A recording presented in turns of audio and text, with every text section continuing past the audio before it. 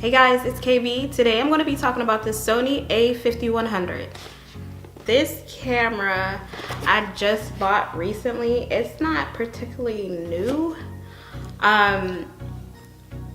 It's been around for a minute because they have better ones. I'm just going to let you know some pros. Like, I've only had this since, I want to say, maybe September or August. Now, I think this is a very good camera, especially if you want something small and compact that you want to take photos with, or you want more of a camera on the photography side, or that you can record quick videos with.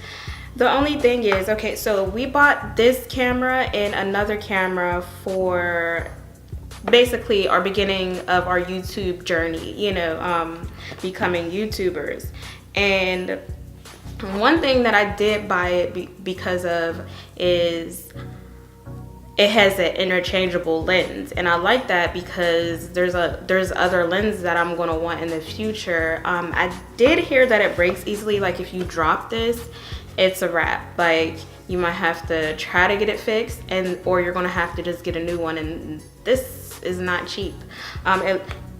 People might think since it's small it's cheap, but it's not like the cameras back in the day. You can buy a $60 one and you're just using it for vacation photos or whatever the case is. This camera actually is, I think it's awesome to take pictures or do videos. Like, autofocusing is like great. The capabilities that you can do on here. So I'm going to read off what I see on the box. The box it says 24.3 megapixels, 24.3 megapixels, fast hybrid autofocus, which it is fast. There's other cameras where you have to mess around with it so much, or it doesn't even focus as fast. I didn't do too much research on it before I got it, and I wish I did, but I don't know what had got me excited about this. I just knew I wanted the flip screen, and then I also knew that it had Wi-Fi, so that would just make it like way easier with transferring photos and recording so that you can see yourself. There's a built-in flash on this. The only thing that is not on here, it doesn't come with a battery charger. It comes with basically, like, it looks like your phone charger, so you have to plug it into your phone, and then I'll show you one. So it comes with this charger, and you just plug it into the wall, but the cord is very short. So if you plug it into the wall, it either has to sit on the floor or came with the strap. I realized that this camera does not come with a mic. Like, okay, I won't say a mic. This camera doesn't come with a mic input, so you can't like buy a Rode mic, for instance, and connect it to this. And that's what I did. I bought the mic for both cameras, but this was going to be my vlogging camera, so we were going to be outdoors, and that's going to suck because when we go vlog and we're in the wind, you're going to hear that, and that was the point of me buying the mic. So hopefully we don't have to deal with that. If so, we'll just have to figure something out. But this is the camera, and it comes with a lens cap, which I don't have with me right now, and I try to keep that on as much as possible when I'm not using it because nobody wants a scratched lens. And you see this camera flips up. It doesn't flip any other direction, which nothing's wrong with that. I like when it flips up because you want to focus at looking at the lens, not above you. But this camera, for instance, it has a flip out screen, but the screen is to my right. So a lot of times when you gotta get used to being a YouTuber or filming yourself, you're gonna keep on looking at yourself in that screen instead of in the lens. So that's just something that you're gonna have to get used to. It's not a big deal because eventually you start focusing on the lens once you get used to it.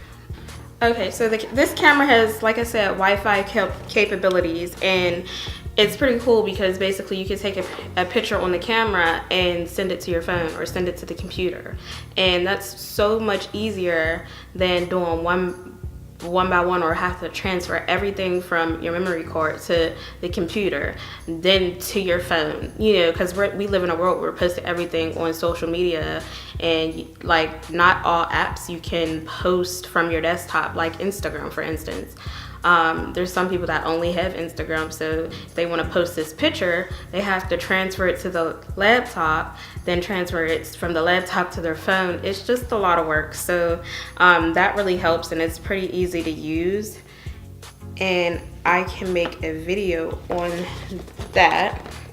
But yeah, this is a 16 to 50 millimeters, and it has a then it also has one touch sharing capabilities, and then it also comes with an app that's pretty cool to connect it to your phone to send those videos, or even to use your phone as a remote.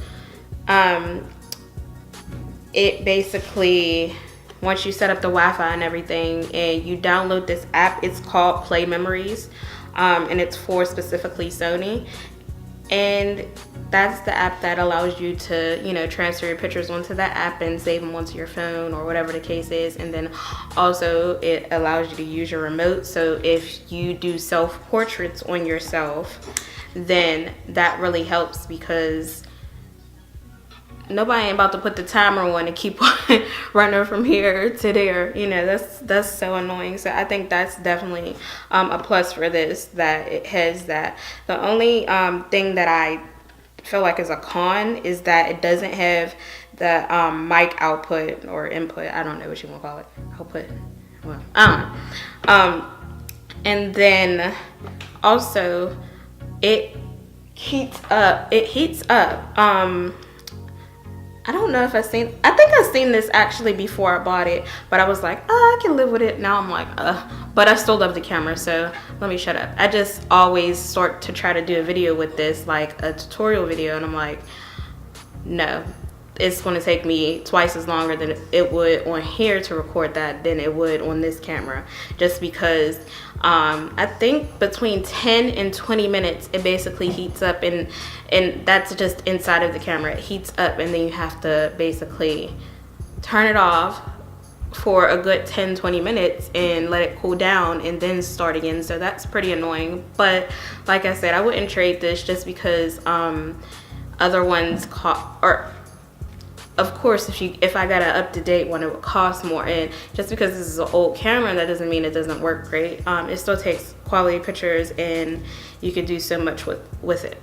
You can go here, and it has the shoot modes and the image sizes that you want, and the autofocus. They have different ones.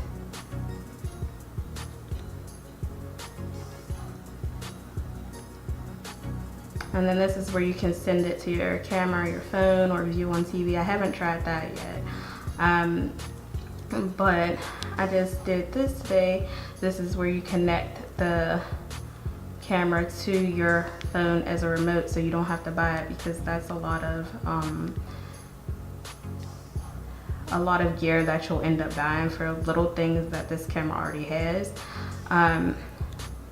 So that's pretty cool, but I'm not going to get too much into that because I'm still learning the camera, but I will do a video sample for you just so you can see the quality of it when I am outdoors.